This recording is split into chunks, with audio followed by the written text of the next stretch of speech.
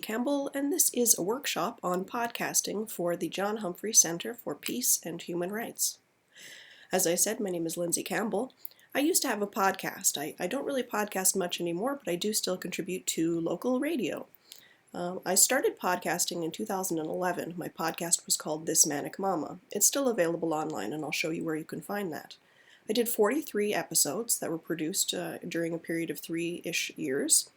I knew that I wanted to speak to other people, and I knew that the format I wanted to use was interview-based, but I knew that most of the people that I wanted to speak to were not in the same region or locality that I was, so I needed to find ways to be able to record interviews online, edit them, and create podcasts. This page here is just giving you a little bit of an outline of what my podcast was about. So my podcast was focused on talking to real moms and dads who are working to raise conscious, critical citizens of the world. I interviewed documentary and filmmaker Suzanne Barraza, whose film Baguette in 2010 was fantastic, and you should check it out. I also interviewed Maria Gunno, the Goldman Environmental Prize recipient, who does a lot of activist work in Appalachia about the mountaintop removal. I also spoke to Worcester College Anthropology and Women's Studies professor Dr. Krista Craven, and most excitingly, I spoke to the mother of authentic midwifery, Ina May Gaskin. My sort of call to arms, or my MO, or however you want to call it, my podcast description was that This Manic Mama is committed to dissecting the tangle of intersections that limit and define us, such as age, race, sex, class, gender and sexuality, ability, neurodivergence, and other difference, exposing political and corporate systems, exploring environmental issues, opening critical dialogues, and proposing solutions to action. I have been able to link here through my PowerPoint presentation. Here is the website I've created. I've made this on Weebly. It has a little bio, some photographs. It explains about the podcast, and then down here at the bottom, you can see that I was able to embed my SoundCloud feed. I will explain more of this coming up. Here's the SoundCloud feed. Okay. It'll start playing. Good afternoon, ladies and gentlemen. Sorry about that. It starts playing automatically. If you look down here, you can see a bunch of episodes. You can click on whichever one you like. You'll hear a variety of good and bad sound coming from the interviewee, too low of a volume coming from me on my end, a whole variety of sound, but regardless, I still produced 43 episodes. Here's an episode example for sound.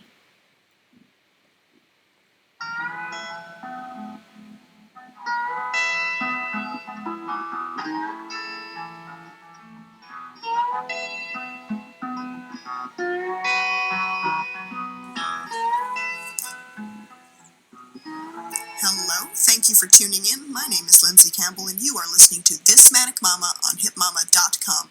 So I have a little bit of an introduction song, which is a nice thing to add, and we'll talk about that too. I'm going to skip ahead just to in the middle of the interview so you can hear sort of the sound.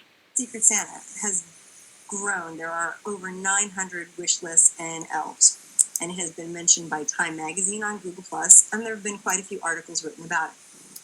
Now, I am very blessed to know Cara Gibson more than just as a Google. Okay, that is a little bit of a review that was placed in the middle of the episode. It's not part of the interview. I'm going to go ahead a little bit further. Poster. We happen to be friends. Hey, people who are pro the mill say that the technology has come so far, that it's so different than it was back in the 50s when they were building other mills. So it's who knows? But we're trying to kind of approach it more from a character standpoint than getting too much into the nitty-gritty of uranium and scientists and all that kind of stuff. So you're mostly just talking to the people who are involved in what. There you can hear that my volume is a little bit quieter than Suzanne's, but that's okay. As long as it's not popping and peaking, which we'll talk about in a little bit. Here's what I contribute to now. I contribute to a show on, oh, the link didn't work. That's okay. Let's try that again. Nope, it's not going to work. Regardless, I now contribute to a show on CJSR, which is the University of Alberta radio station on 88.5 FM. It's a monthly show about about movies, so I contribute to that now. Down here, this is an example of my little thumbnail. We'll talk about that in a little bit as well, but I do recommend that you make a little thumbnail for each of your episodes, or at least for your podcast. Okay, so let's run through a few suggestions of things that I think will help you in preparing to record. Number one, you need to find a quiet space. I'm not sure my microphone is currently picking up my cat, but my cat is very close to the microphone and she is making some noise. Hopefully you cannot hear her. Sometimes you will not realize the things that will get picked up by the microphone. I'm not going to make an example right now by tapping my microphone because that would sound terrible, but you want to make sure that you are in a quiet space and that you test out your recording before you jump into that interview or jump into a large part of recording. You don't want to get to the end of your 20 or 40 minutes or even 5 minutes and find out that it sounds awful. So I do recommend you need to find a quiet space. Excuse me. Make sure that the doors and the windows are closed. Make sure that you have not a lot of appliances running in that room. You just want to make sure that you have the most quiet space as possible. I do recommend using earphones while you're recording. You don't have to if you're the only one speaking. However, if you're recording a Zoom or a Skype conversation with someone else, you definitely need earphones. If you do not have earphones, the sound of the person coming out of your speaker goes right back into the microphone that is placed right next to the speaker inside your computer if you're on your computer. This is going to result in terrible sound. It will cause feedback. So you need to use earphones if you are doing any kind of interview or group conversation. Again, like I recommended, I say that you should test out your recording. Just do a simple test, 1, 2, 3, talk for a few minutes, say the alphabet. Do this also with anyone you are interviewing or speaking with. You want to make sure that you get levels correctly. You can set the levels of your microphone in your laptop settings or on your phone settings. Once you find that quiet space, you need to sit quietly. Please, you don't want to be ruffling papers while you're speaking or recording. Any movement, if you have a bit of a creaky chair, if you tap on the table next to your computer, if you move your phone around too much, this is going to make a lot of bad sound.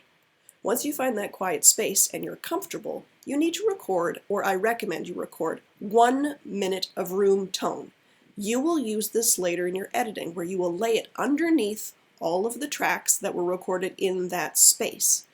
If you are out and about, which you're probably not because of COVID, but if you are out and about doing a field recording, you need to record 1 minute of the sound of that area. So if you're outside, you need to record 1 minute of, I guess it wouldn't be room tone, but of sound from that space, so that when you're editing later, if you need to cut things, the sound of the background, which is the white noise, you don't hear with your ears so much or recognize, that will pop in and out and sound very strange once you edit.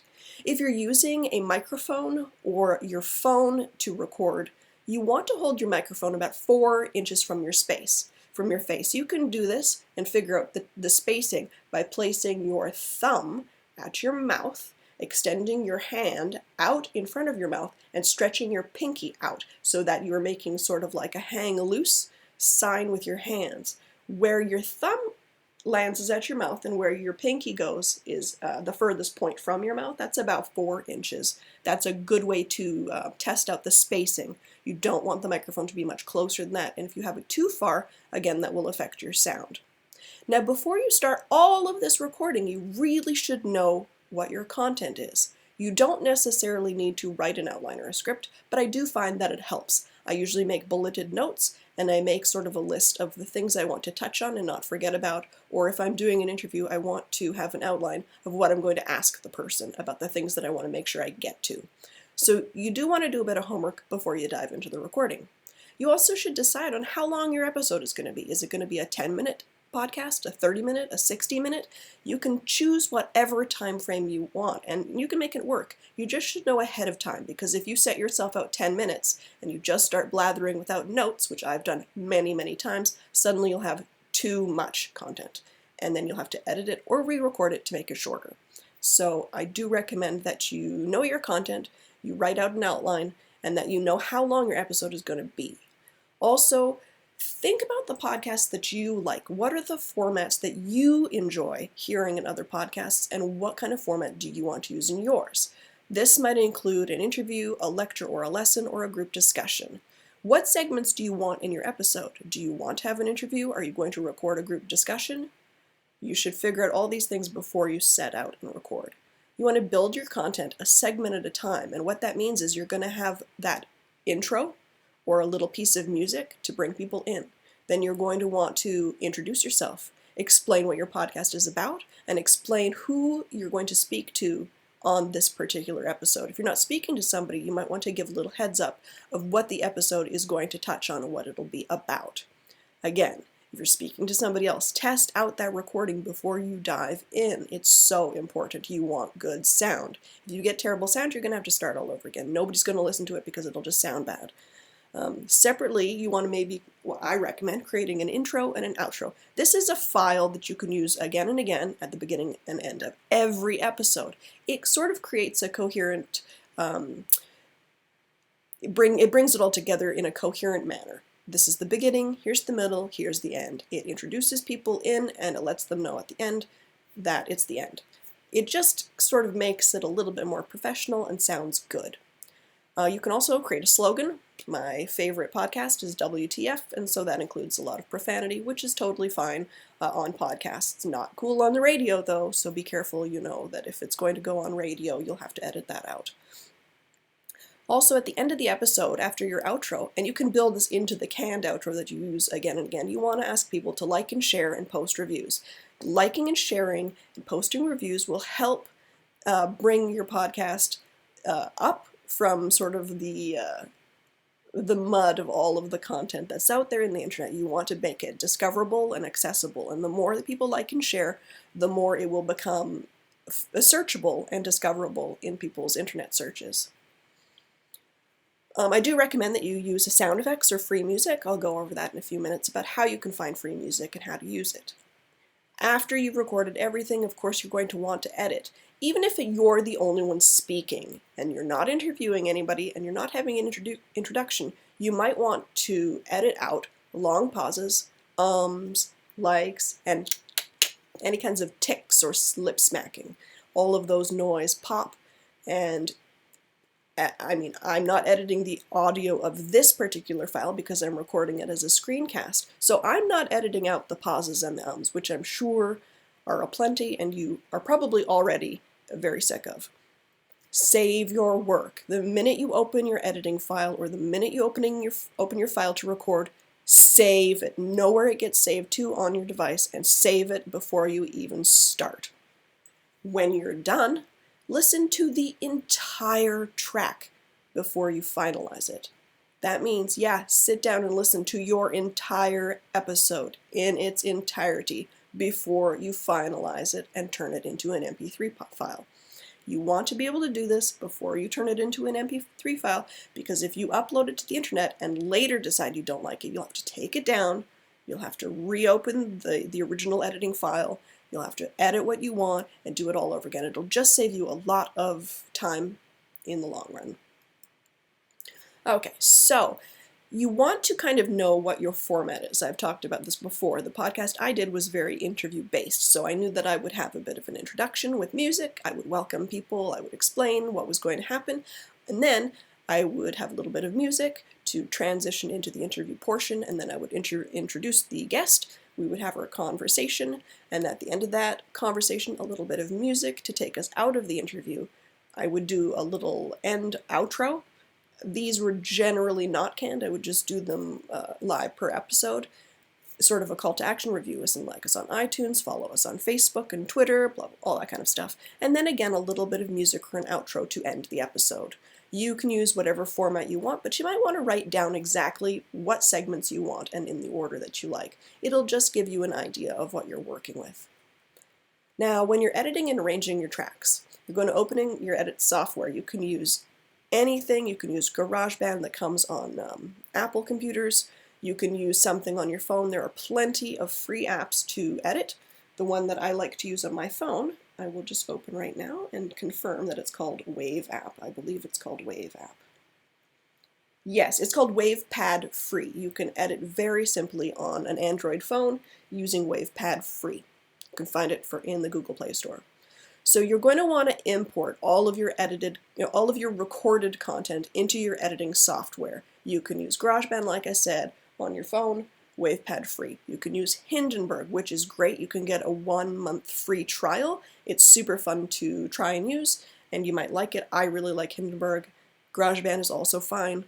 There's tons of free editing software. You can use Audacity, whatever you like. But once you've got that open, you open your file, save it and name it so you know where to find it later. Then you're going to want to arrange the tracks in an order, and you're going to want to import them. So you put in your room tone. That's going to get looped for underneath whatever was recorded in that space.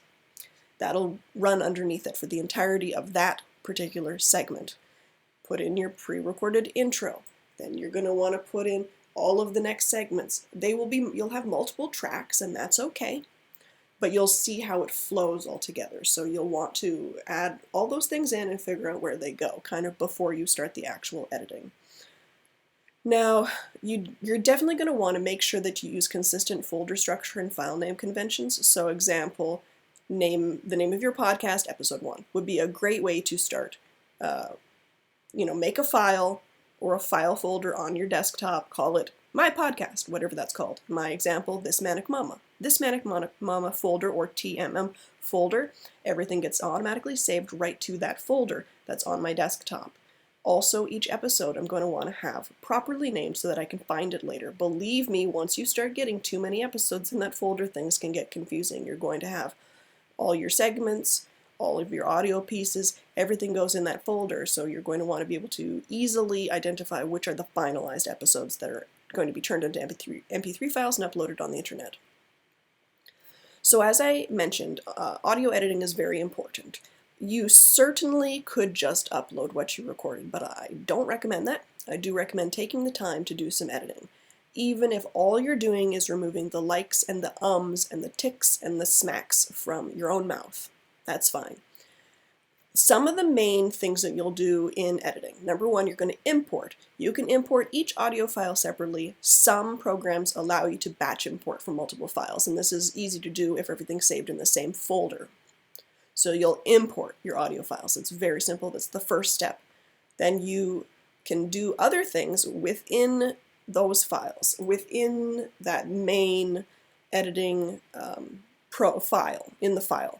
You can select any piece of audio, and once you've selected, you can move it. You can select multiple tracks at the same time and move them together as one, which is very handy if you're doing some editing and then need to move everything to a certain particular place in the file. So if you need to move tracks so that there's not some kind of weird gap that you've edited out, you can click on all of the tracks that you need. You can do a multiple track select, and you can move all of them. That's very handy.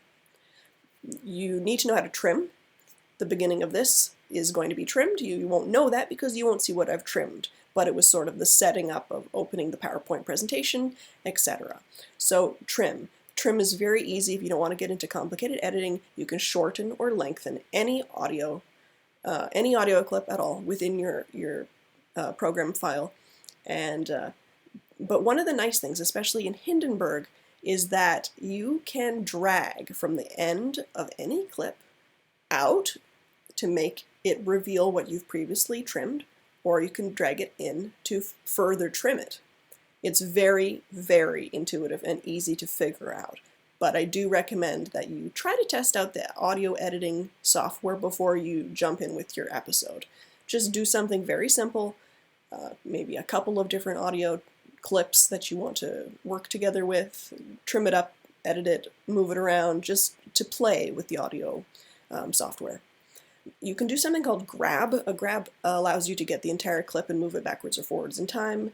You can drag it to a different track. You can move it pretty much anywhere within all of the multiple tracks that you're seeing on the screen in your program.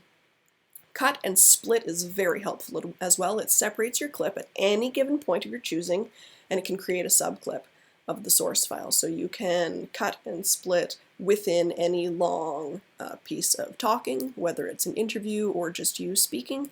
You can cut it in the middle of what you're speaking, and at any point And once you cut and split it, that one audio file will become 2 audio files that you can now move separately around, or cut one completely. Fading is really a very important thing if you are using music, if you've got multiple segments.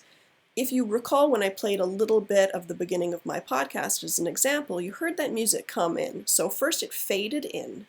It came to as loud as I wanted it, which was without peaking and watching my audio levels.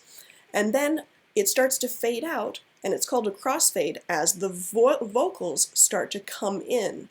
So something fades in, as it's fading out, another thing fades in. That's called a crossfade. This is a very simple thing to do, and it sort of adds a bit of production value. It sounds nice. You're not just jumping in at the maximum volume that the entire track will be at. You sort of fade in, and you can fade out at the end. It's super simple, but it adds, just like I said, a little bit of professional tinge to it. It just sounds nice. It makes it sound like you know what you're doing, but it's also very, very simple to do. It's very simple. All of these audio editing pieces, all of these import, select, trim, grab, cut and split, fade, all of these things are very, very simple and intuitive no matter what program you're using. So just play around a little bit at first. Don't just jump in straight with, here's my episode, I'm ready to edit and I'm going to upload it today. Maybe try a smaller, quick test project so that you can figure out how the editing software works. If you're not into that, jump right in. If you think you've got it under control, just jump in and do what you can do. Maybe you've already worked with audio editing before. No problem. But if you're completely a raw rookie, play around with it a little bit so that you don't get frustrated by screwing up, one track or another in what you want to actually show up in your podcast. So these are all very simple things you can figure out very, very intuitively within multiple audio editing programs. Most of them are free. You can all find them on the internet. And also you can just Google audio editing and come up with tons of resources of how to, it walks you through how to use Hindenburg or GarageBand or whichever audio editing software you're using. Metadata. Okay. Metadata is the information about the content. So you want to definitely know your metadata categories, and you're going to want to know all of the pieces of information so that later when you upload your podcast to the internet, all of this information and the more information and the most detailed information you can give will help make your podcast more discoverable and accessible once it's on the internet. So metadata would include the title, a description of your podcast, the category of your podcast. That's often a drop-down menu, and it'll be something like entertainment, family, sports, whatever. You pick the category, religion, culture, whatever it is. That'll usually be a drop-down, but you want to know the kind of category. The author, that's you. Your contact info, again, that's you. It's up to you to decide what you want. You can make your own Gmail account specifically for the podcast so that you don't give out your personal email or whatever, but that's up to you. But have some kind of contact information. Make sure that you label who you are so that it's attributed to you correctly. You can give an episode summary, which is different from the podcast description. The podcast description describes the entire podcast. The episode summary would be a little phrase or two about what the episode is going to be about. Now, you can also have the opportunity to add in transcripts or episode notes. This is a wonderful tool to make things more accessible on the whole. If somebody is hard of hearing or has any kinds of disability, having episode notes or transcripts will make your podcast more accessible and discoverable. People can follow along even if they can't listen to the podcast. So that's a great tool. Now, the URL of your podcast homepage. This is going to link back constantly to your homepage. You don't have to build a podcast homepage, but as I showed you before, I built one for mine. It was on Weebly. Weebly is very simple. It's free. It's all drag and drop. You can make a very easy little podcast homepage, and that's where you can embed your content, and it'll all live there together. So you want maybe to know what that URL is so that you can submit it to iTunes and Google, Stitcher, Wondery, or wherever you want to put your podcast. Again, I recommend creating a thumbnail image. I'll describe that in a few minutes about what that entails.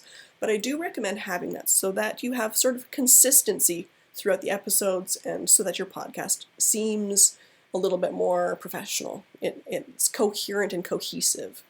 The language, that's simply just English, if you're speaking in English, Cree, French, whatever language you're speaking, you just list. Explicit rating, if you're swearing a lot, you're definitely going to want to put a little warning that you have explicit content. You can absolutely use whatever language you want on a podcast. It's not the radio. However, you might want to give a heads up to people if you're going to be using, explicit language of any kind. Again, the track name should include episode numbers, so my podcast, episode 1. Give it a good name. You can also call it episode and then the person you're interviewing. It can be episode Maria Gunno, episode Suzanne Barraza. And then tagging. Tagging is a wonderful tool. It just increases that discoverability. Tagging is often where you type in one word and it'll create a hyperlink to all content that's also used that same word as a descriptor. So tagging is very, very important if it's an option on however you're uploading it. Generally it is. On SoundCloud, for example, you definitely have the option to tag, and then that tag creates a little hyperlink for anybody who uses that particular word as a tag. It's a really good tool. So I hope that's not too confusing, but it's really just information about your information. Okay, the thumbnail. So podcast images, got to be really, really small, but they have to look good small. Some platforms do not accept them unless it's sized appropriately. So here's the details. It's got to be 1400 by 1400 pixels at a minimum. It's got to be a JPEG. Other formats generally don't work. Make it a JPEG. It should look good and readable at 300 by 300 pixels. And a good rule of thumb is to optimize the image at 150 by 150 pixels. Again, there's the thumbnail that was used for this Manic Mama. Oh, and also, this other one that's got the two people, that is the thumbnail for the John Humphrey Center podcast on SoundCloud. Okay, now, at the top I've put in a little link here. This site walks you through the basics of free music. You want to be really careful. Yes, it's not the radio, but you don't want to have copyright infringement. So you might want to take a look at the basics of using music in a legal fashion. I highly recommend you find free music. There's tons of it on the internet. I like to use Free Music Archive. This is what it's going to look like when we open the page. So let's see here. So you go to Free Music Archive. You want to search. There's genres. Now here's where tagging comes into place. Tagging, somebody tagged something classical, it's going to be there. So let's go with hip hop. Again, we've got more tags. So let's go with hip hop beats. Tons and tons. Look at all the pages. Over 78 pages of just hip hop. So let's pick something on page 5. It's all the same artist mostly, but that's fine. And let's try this one.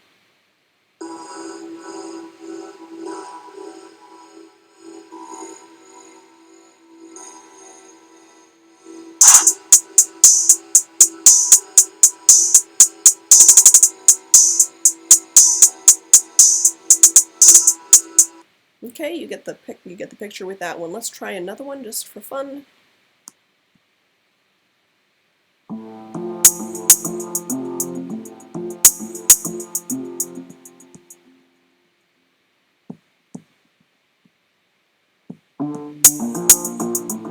Okay, so all of these samples are free. You can download them right here by clicking on the arrow.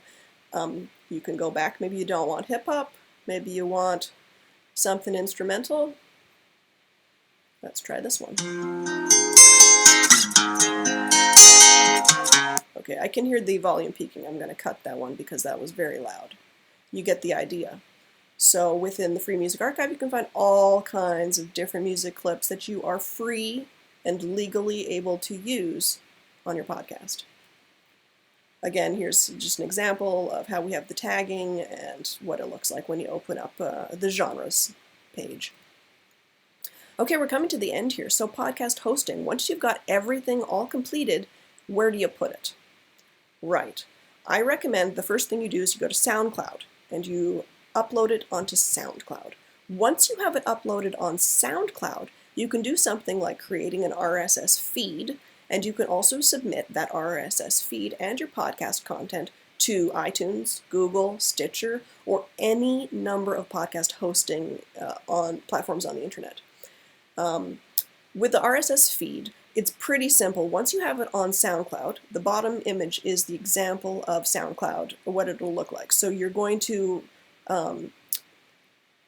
take the feed, RSS feed URL from your podcast. You're going to plug it in.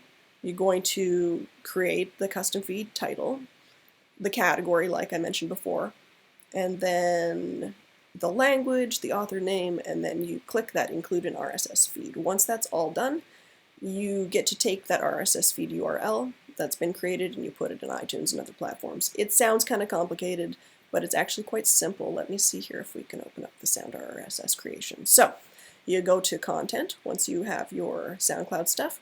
So here's your account. You go to the content. You put in the feed. Where do you find the feed? Ah, yes. Go to your profile. Grab that. Go back. Okay. You plug it in. You put in the feed title, category. See, these are all the categories. The name, your language, including RSS, save changes. That's all you need to do. It's very simple. And then you go to iTunes and other platforms and you plug in that information as well. And RSS feeds just allow people to have the newest episode and the newest content come up in their searches right away. They can always see you have a new episode and it'll direct them to where it's located, like iTunes or whatever. It's a very handy tool to make your podcast more discoverable and accessible. Okay, so at the end here, I just had some good examples of good and bad sound. I'm not going to click on them all right now. You have the option to click through these in the Word document that I've provided also that goes along with this, but let's just click on a couple here. So here's a good example of a group chat that's recorded, but there's no pre-recorded introduction. It just kind of jumps right in. Okay, this is the Dignity for All Poverty Policy, Episode 3. Here we go. Oh, if it'll load. Doesn't want to load, so we'll try something different. See, you can find it here too. Nope, this one doesn't work. I'm so sorry. That's not a good example. So it generally will load. I just don't want to sit around too long on this one. Uh-oh. And then, sorry about that, we'll just go right to the end again. Let's see if we can use this one. This is an example of bad sound levels, but it has an intro and an outro with music. This is a Dementia Sherpa podcast. I got you right now. I'm not going to let you go through this alone. You're listening to the Alzheimer's Podcast with Christy Turner of Dementia Sherpa, where we're all about bringing you the good stuff. That's free. Let's go to the middle and see how it sounds. Make everything perfect to do everything doesn't, because probably Like that grows. yeah, because you see your person struggling. Okay, so here you can see that she's actually quite a bit louder than her interview subject. He sounds good, she's not sounding great. So her levels are not perfect, but that's okay. It's all cohesive, it's nice one piece, it's got the intro and the outro, it's got the music, it's got all kinds of stuff going on. It's just got kind of bad sound levels. Here's an example of a sermon that was recorded, and it's very simple, but again, it has no intro music or anything. It just kind of jumps right in.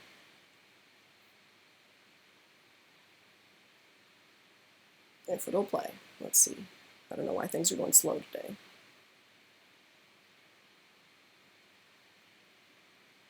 Nope. That one's not working. Either way, you can click through all of these examples using the Word document that's supplied with this podcasting workshop. Tons of examples here of good and bad sound, different examples, group chats, just an interview, no interview at all, some kind of pre-recorded lecture, And then at the bottom, also some examples of This American Life, which is kind of the gold standard for podcasting and radio. It's always got several segments based on one theme. At the bottom, I put 2 links about dignity. So those are full 1-hour episodes. They've got about 3 or 4 segments per episode, and they're so professionally well done. This is out of Chicago, Be Easy, which is radio station, and they put it up on the internet as well. So if you've never heard This American Life, I do highly recommend it. It is sort of the gold standard for how a podcast should sound, can sound, all the things you can do with it, all different varieties, whether it's just you speaking or you interviewing somebody or having a discussion. There's so many different ways you can do this. There's no wrong answer. So all you need to really worry about is making sure it sounds good at the end. So good luck out there. Thanks for hanging in. I hope you don't have too many questions and that you're not confused in any way. And I hope that you enjoyed this. Thank you so much.